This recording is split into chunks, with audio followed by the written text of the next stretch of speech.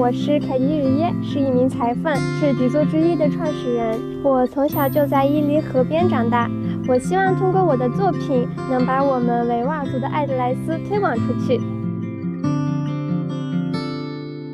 我妈妈是裁缝，从小就穿着我妈做的衣服长大嘛，可能从小就对做衣服特别感兴趣。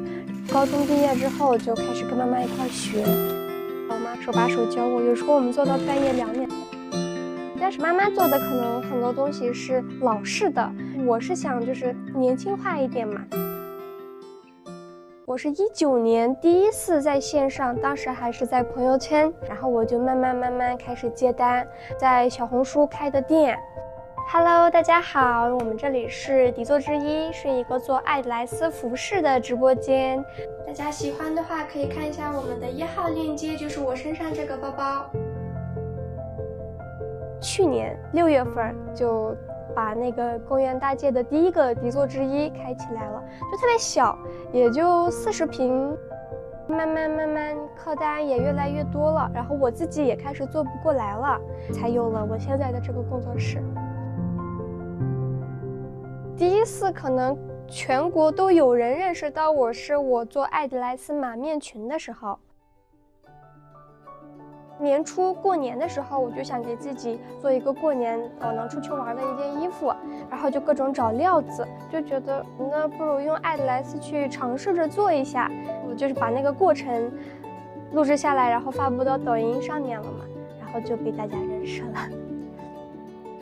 爱德莱斯就是我们维吾尔族就从小穿着长大的一个料子嘛，它其实刚开始就是咱们手工做的那个真丝的料子，这个就是我感觉最能体现我们维吾尔族的这种手工匠人自己做的手工蚕丝的爱德莱斯。他们手匠工人他们出门看到了一朵花，然后就会把这个花弄成一些抽象的图案，然后印到料子上面。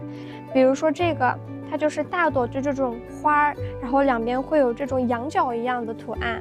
比如说我这个包包就是一个巴达姆的花纹，就是把这些东西印到这个料子上面，然后就是久而久之就变成了爱德莱斯。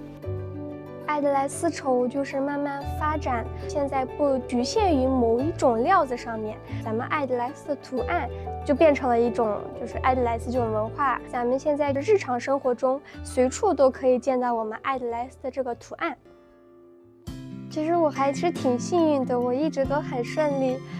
就比如说我有不会的东西，我可以直接去问我的妈妈，然后我的爸爸也很支持我。比如说我第一台缝纫机就是我的爸爸买给我的，再加上之后认识了我现在的老公，他会帮我拍摄，会帮我运营这些网络上面的店铺。